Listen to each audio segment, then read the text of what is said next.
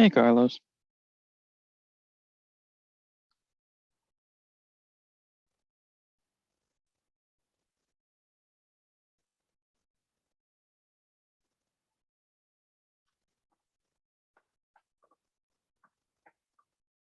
All right, we got a couple people in here. Now I can speak. Now I can fight. All right. Well, welcome to the two Joshes that we have in here to today's Lunch and Learn. My name is Noah. I'm on the PS team, and I'll be leading today. So I'll just open the floor to you guys if you have any questions that you want to talk about.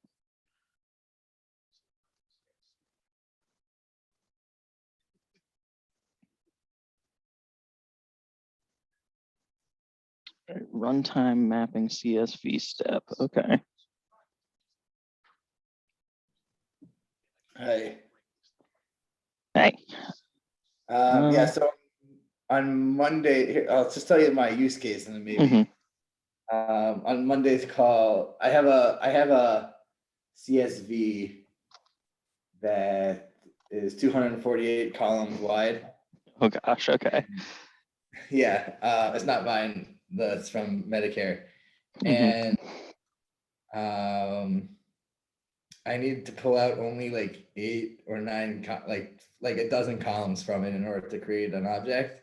And I really want to not map all 248 in order to use them. So yeah, that's reasonable. Will on Monday was like, use the runtime mapping step, and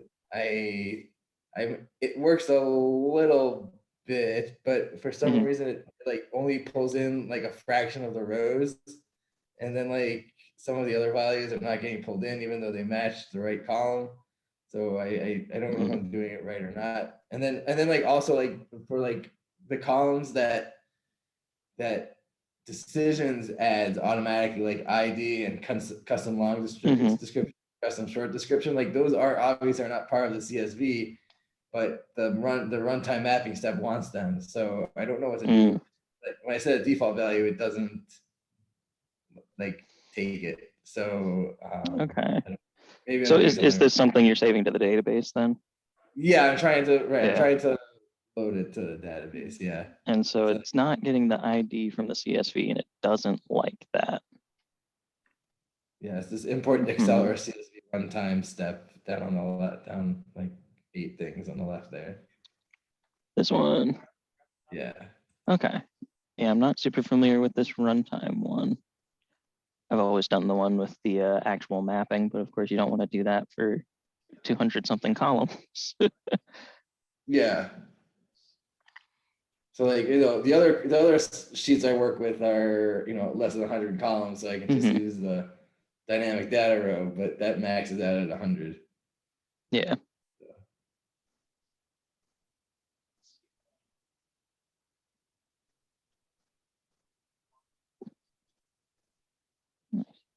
I mean, I can tell you where to get the file from if that helps, if that helps you at all. It's nothing secret.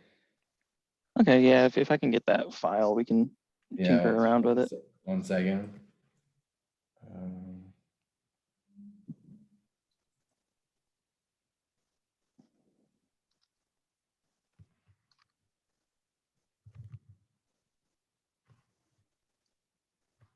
Let me find it.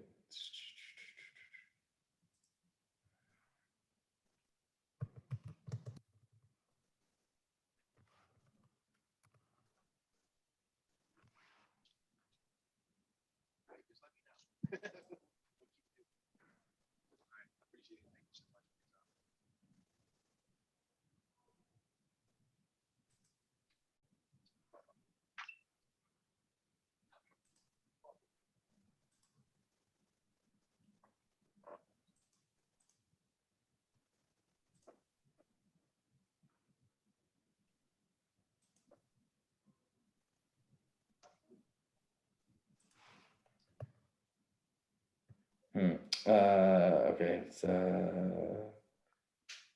is there a way I can send it to you through let me Yeah. It's gonna be a little more difficult because it comes in as a text file. Mm-hmm. So I'm converting it to a text file as part of the, well, a CSV file. I mean, Yeah. I'm just changing. If you just change so here's the link.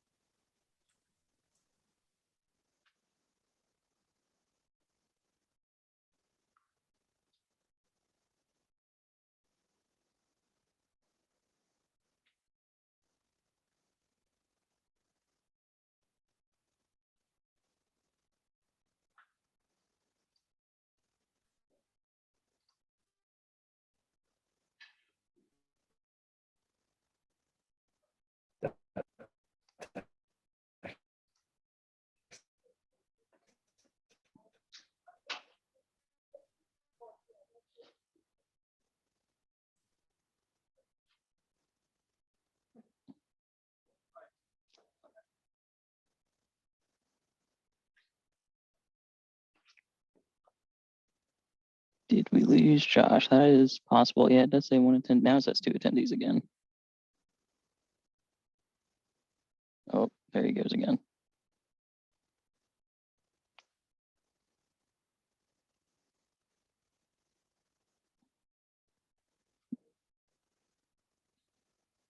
And that is not a link that I can use.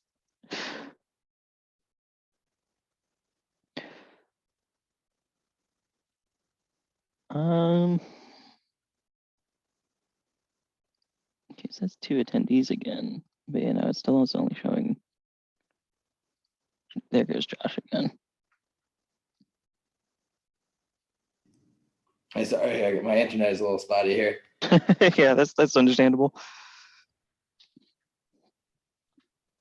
Okay, so what you sent did not come through as a link. Oh, thank customers. Yeah, sorry. Let's see. Let me fix that. I see that. I see the problem now. See? Weird. Let's try this link here. Let's see. There. That's directly to the file. Okay, cool. All right, and then that just automatically downloaded a zip file. All right, and then it's got a bunch of stuff in there. Cool, cool, cool.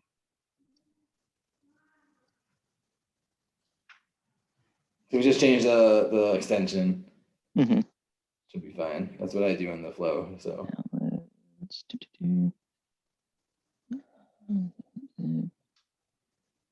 Extract there. And then it's PVP section D.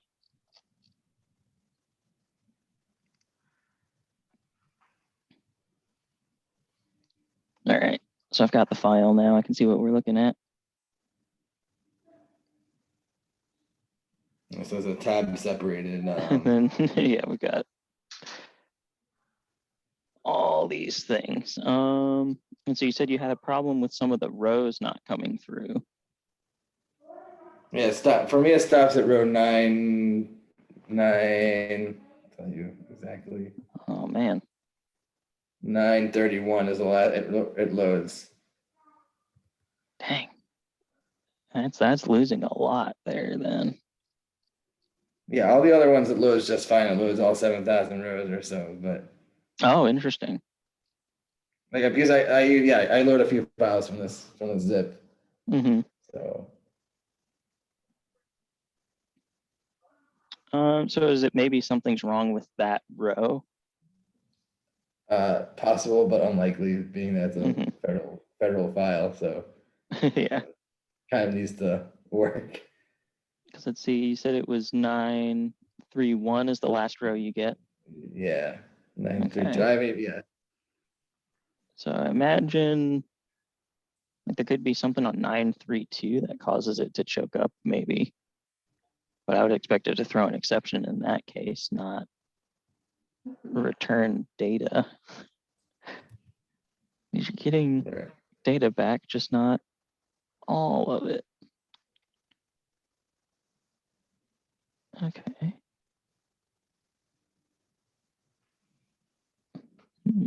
That's kind of the least of the that's kind of the least of the Yeah. problems.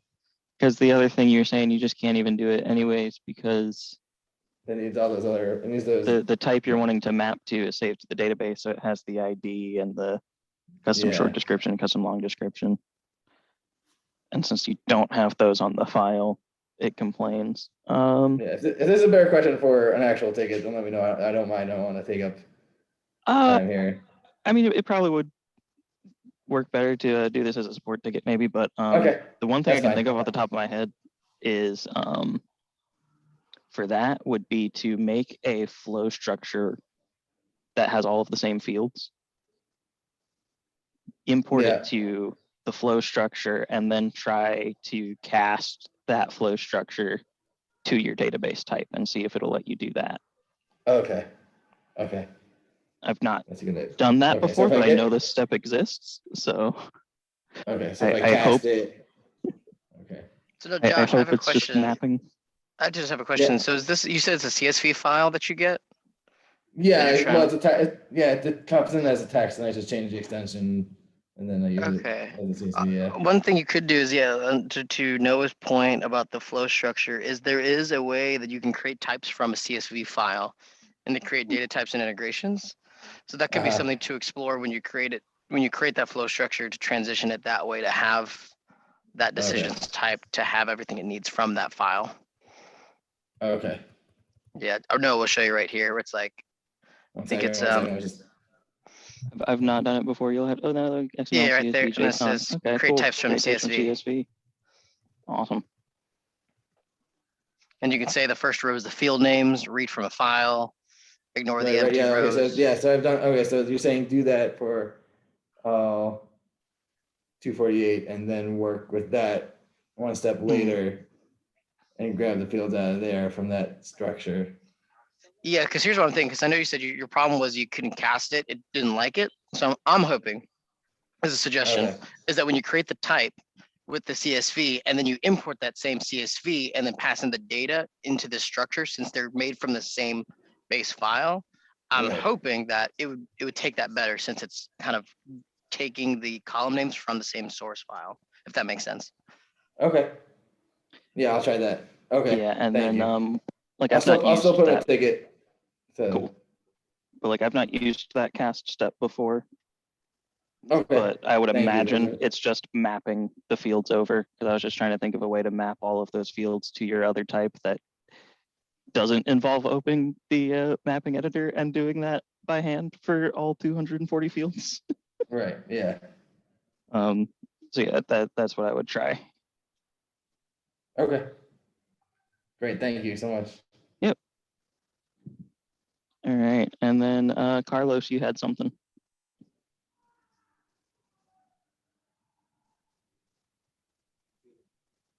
Yeah, I was currently working on testing this project for Nationwide, where I basically need to make accounts and have them tested or change the info against a table. So it would be like an account data type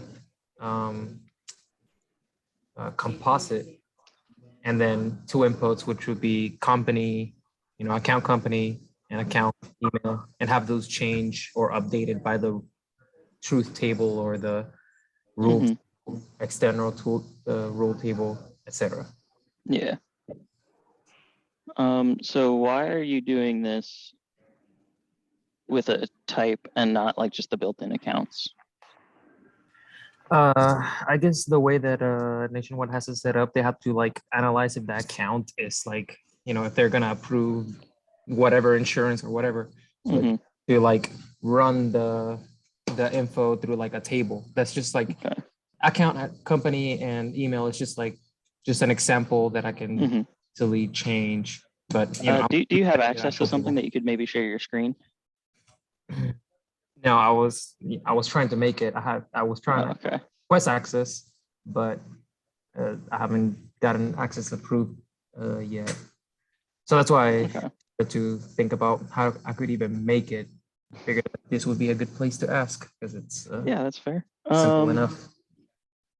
Let's see, and then have those inputs be updated or changed by a rule table / truth table. Okay, so when it comes to changing data in a truth table or a rule table, you would be using actions for that. So you would have to come here to the output section, turn on allow actions. And then if we set up some kind of input data here, so I'll just use the actual main account object for this example.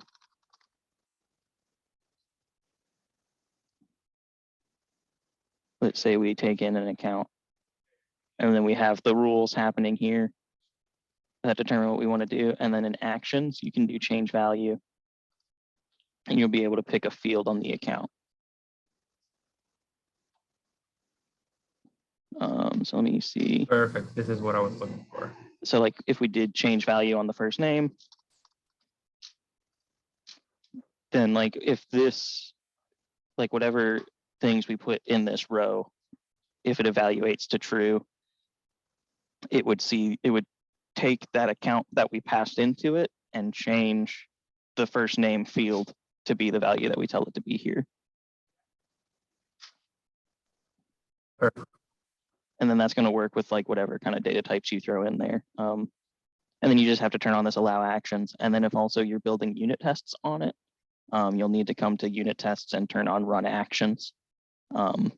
Otherwise, you'll see it work in the debugger and not in unit tests. We don't want and that. that just really bugged me because I was trying to put unit tests on something where I was using these actions to change a value. And like, I'm like, I can see it happening in the debugger, but then when I put it on the unit test, it fails. I don't get it. And then they were like, yeah, no, just click that run actions button inside of unit tests. I'm like, oh, okay. That is great. Awesome. Thank you. That's exactly what I needed from the. I think that's just because we have like this run flow option that you might not always want to be running these flows in your unit tests. So I can see why we don't always want to run the actions in the unit tests, but when you're doing change value, that's definitely a testable scenario. But yep, there you go. It's really that easy to change the value of something with a truth table. Yeah, we're actually coming up with a new feature called the header actions, where you go ahead and like make an action and change the entire output from the header, and that's going to affect the entire thing. So tables that have hundreds of items and rules and stuff like that, make a blanket, change, like affecting it all the way down, which should be a really nice feature coming up. Yeah. Are you talking about this?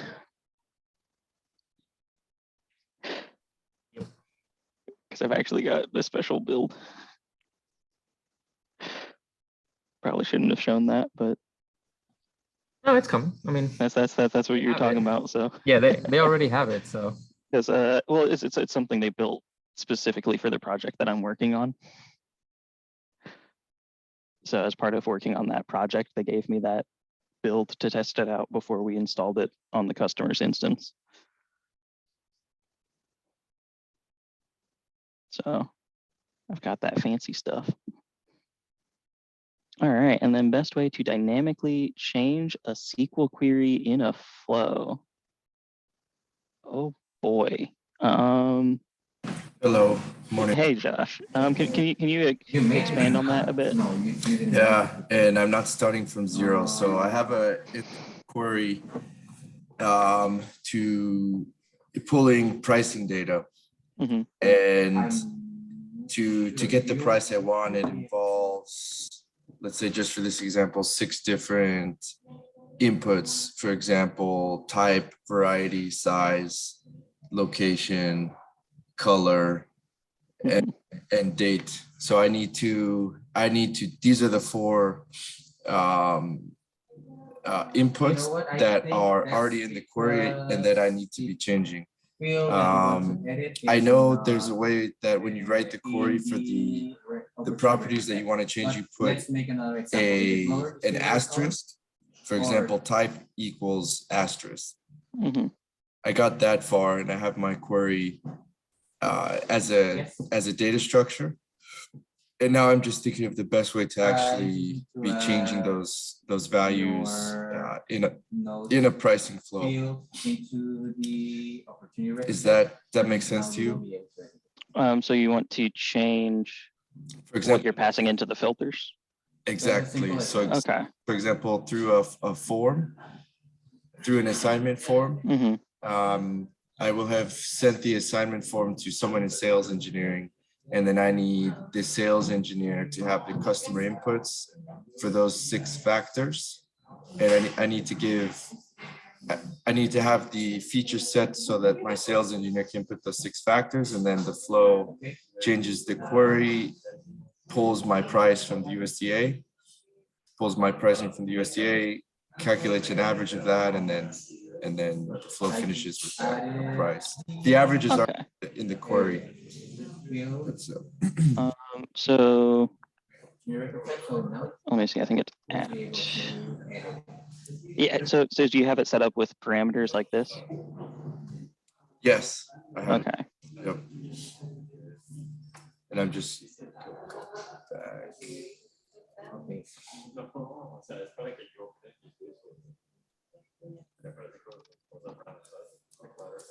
So do you have like where?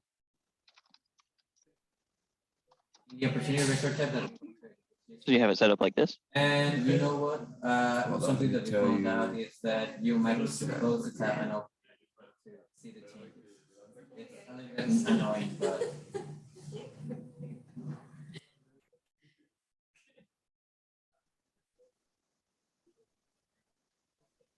And you didn't want the primary contact, right? Where did you go? Okay,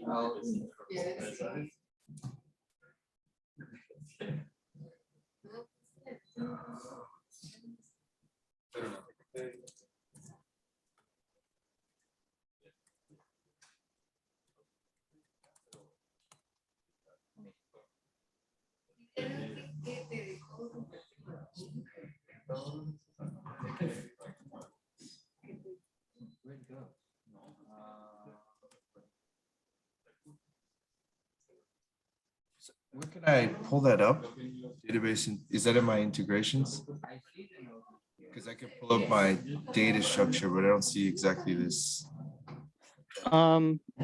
So when you do these, when you're making them, you do data types integration, database integration, and then you have the add query option here. Oh, here it is, database queries. okay. And then those will just live wherever you made them.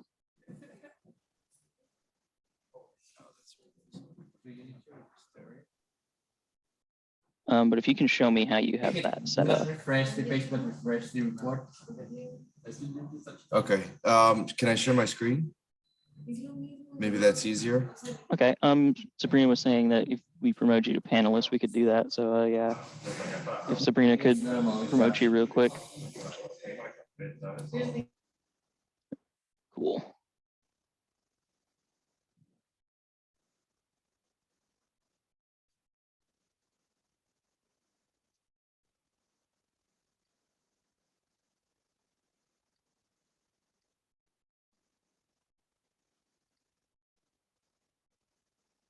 Can you see my screen?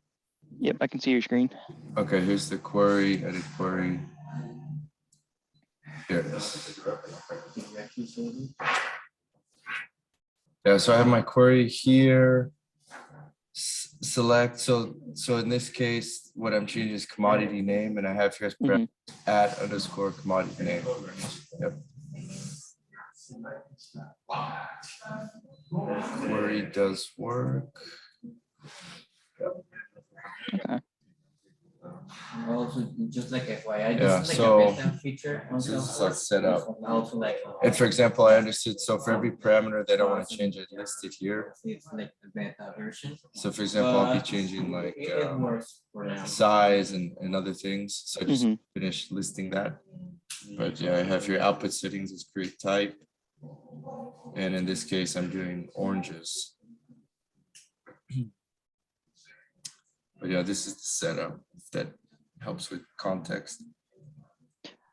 I mean, yeah, this is the way that we would advise to do dynamic SQL queries like this. Okay. Yeah, so then stop sharing. So yeah, then the question is, yeah, what's the best way just to have my user play with that? Is it just as simple as using a form and the parameter I select from flow? Yeah, that's totally what you would do is when you call the query in a flow, it'll be exposed as inputs just like any other step. And so from there, you would be able to say select from flow and pick the output from that form as the input to that filter value.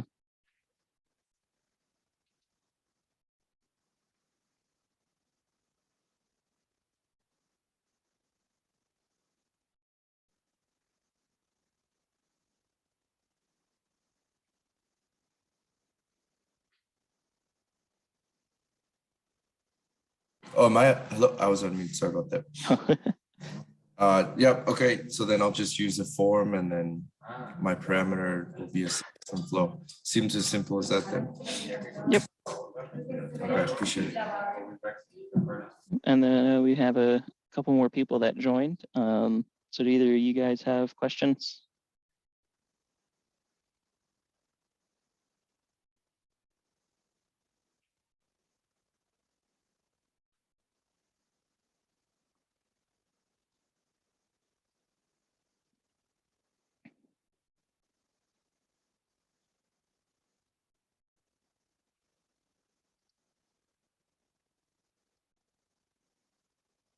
All right.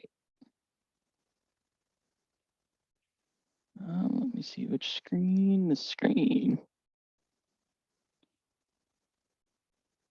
Oh, yep. You guys have mics now if you want to unmute and ask any questions.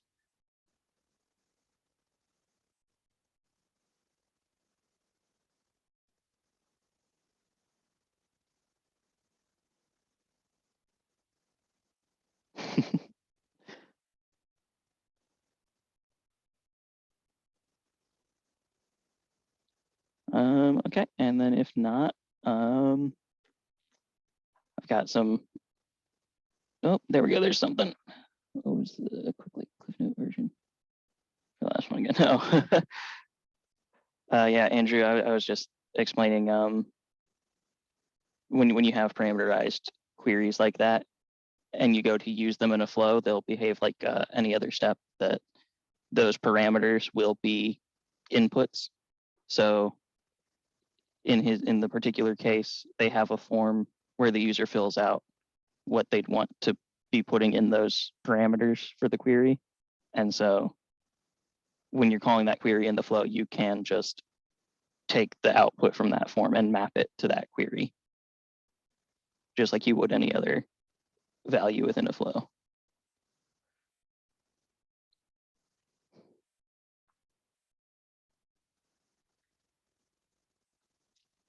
All right, let me see, what's it here that I had it? Yeah, dynamic dashboard logo. So here's a neat little thing I did at some point to help with white labeling. That I've got a page set up here that shows a form showing an image. And then I've got this setting page where like an administrator could come in and say to use a custom logo. And then this works off of the company field on accounts. So if I go into security, go into accounts, I should be logged in as admin right now. And I don't think admin has a company name associated with it.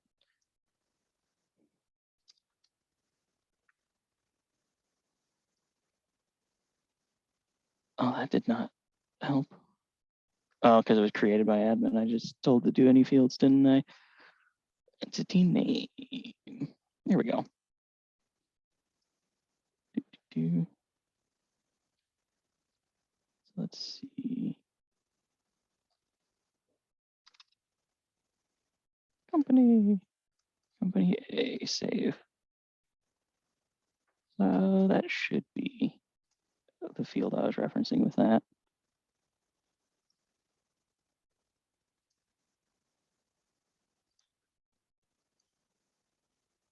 But yeah, see, in this case, company A is set up to use this Google logo. And so when I go to look at this dynamic logo dashboard, now it shows the Google logo instead of the decisions logo.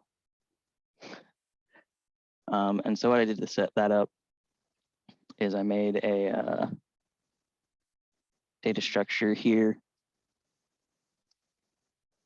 that it takes in the ID of the logo document saved in decisions, takes in the company name that it uses for matching, and then it has this Boolean of whether or not to use a custom logo. So that's these fields here. So for instance, with this company A, if I set that to false and I go back to here, it goes to the decisions logo. But if I come back, I set that to true again, swaps it out for the Google logo. Because display logo, it fetches the logo setting based on the user's company, that it filters on company name and then uses current account company field, and then uses the Boolean that we saved there to determine whether or not to show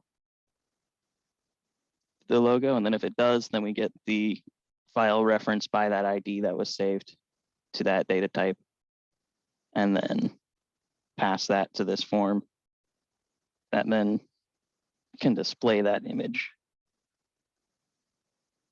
So there's a neat thing you can do with decisions in terms of white labeling to get a nice little dynamically changing logo there. So let's see. I should have something here.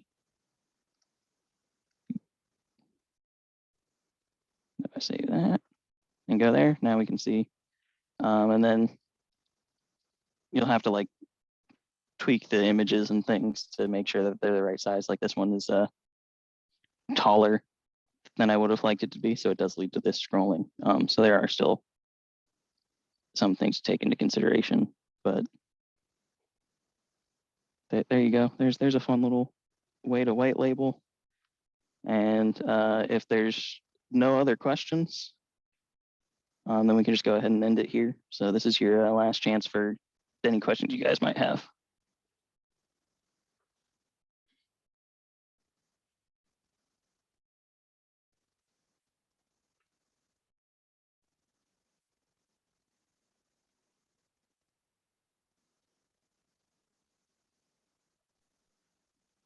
All right, well, thank you guys for coming. All right, thank you, Noah.